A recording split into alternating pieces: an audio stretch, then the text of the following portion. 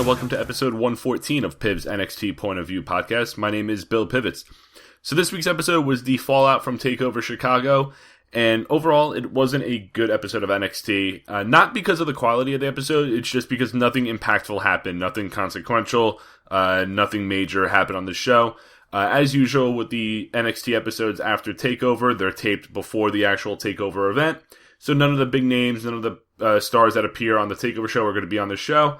We got 3 throwaway matches that don't really add up to anything. The show started with a highlight package for each TakeOver match, and it's just as they got to Ciampa's heel turn, the video faded to black, and we got the intro video. The show started, though, with Aleister Black against Curt Hawkins. Black landed a kick from the apron and then a huge running knee to the jaw. Hawkins rolled out of the ring. He avoided Black Mass. He then wore down Black with a chin lock. Aleister Black landed a huge springboard moonsault onto a standing Curt Hawkins and won with the Black Mass. Decent match. Aleister Black has been in these squash matches since debuting. He's gone from local talent jobbers now to low mid-card guys on the main roster. So they are making some progression, but these get old pretty fast. I don't know. I've gotten a little tired of squash matches pretty early with a lot of guys run, specifically Authors of Pain being one of the most recent ones.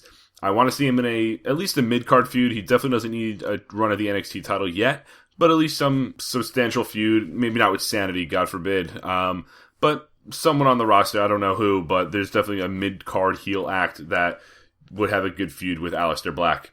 They teased a look at the DIY breakup, calling it DIY, W-H-Y. Very clever. Back from a commercial break, we got a lengthy recap of the ladder match, and then they showed Gargano being stretchered out with no medical updates. Ember Moon cut a promo from the stands saying how she's pissed that she's injured, and then they got a recap of the women's match. Asuka was interviewed backstage asking what's next. She said nobody can stand toe-to-toe with her, and we got a video recap of the Roderick Strong-Eric Young match, and Roderick Strong cut a promo after that match as well. That led to the second match, the debut of the Velveteen Dream against Robert Anthony. No, that's not a nickname, that's not a moniker, not a nickname for Patrick Clark. They're calling him the Velveteen Dream. Phillips called this a highly anticipated debut. I beg to differ. Anthony landed a strike, which kind of pissed off Dream. He landed some big strikes in the corner, a bit aggressive towards the end of the match. He hit a diving clothesline and a falling neckbreaker, and then won with a huge diving elbow drop. Clark, I actually mean Velveteen Dream, he's got the athleticism, he's got the look, but I honestly couldn't care less for this character. In this day and age in pro wrestling, this kind of character doesn't fit.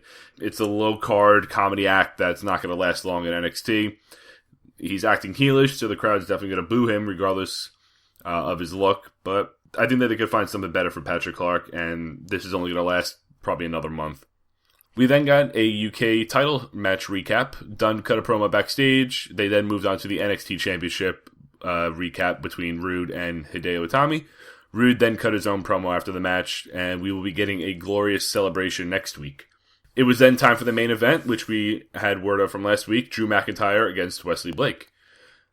Blake was talking trash in the corner, and then Drew kicked him right in the jaw. Blake had control for a couple minutes before and after the commercial break. He tried for a jumping armbar, but Drew McIntyre quickly escaped. He then made a comeback with a diving single-axe smash off the top rope and a huge sit-out spinebuster. Blake locked in a crossface a little later. McIntyre broke the hold with his foot against the ropes and then landed a reverse Alabama slam out of the corner. He then tossed Blake from the top as he was caught in the tree of woe. After a headbutt, Drew connected with his single-leg Yakuza kick and got the win. Overall, it was a fun match. Drew McIntyre, since returning, seems to be getting good matches out of everyone he's faced. I do think this match could have went a little shorter, and I wish his match against Andrade Cien Almas went a little longer, but hindsight being 2020. Wesley Blake, I don't know what they're doing with him. He's kind of that forgotten guy on the roster. I don't know where Buddy Murphy is either. But Blake had some cowboy gimmick going on, Texas emblem on his shorts, or on his tights, beer can opening in his theme song. They're kind of just throwing him together. He might be future endeavor sooner rather than later. But overall, McIntyre continues to look like $1 million since returning to NXT, and I think a feud with Bobby Roode is going to be the next thing for him. That'll be a great main event for TakeOver Brooklyn. I think the crowd will be behind him. Obviously, the crowd will be cheering for Bobby Roode as well in his entrance. Trust me, I was there last year, I know. But Drew McIntyre is going to be the next one. I think he's the one on the rise in that main event picture. Cassius Ohno kind of falling back a little bit. Roderick Strong not there yet. And Aleister Black still working his way up. But we'll see. We got a couple more months till TakeOver Brooklyn. We just finished TakeOver Chicago. Now it's that in-between period, which I'm not a big fan of. Really nothing to build. Just pointless shows and matches going on. But overall, it was a pretty missable show, unless you wanted to see Aleister Black, Drew McIntyre in action, or the debut of the Velveteen Dream. You got a lot of video recaps of TakeOver, but if you already saw it, you didn't miss much. And next week, we got Bobby Roode's Celebration. That's about it. Alright guys, thanks for checking out the Point of View podcast. I'll be back next week with episode 115. Follow me on Twitter at bpiv_sports. Like, comment, subscribe to the show on YouTube. See you next week. Peace.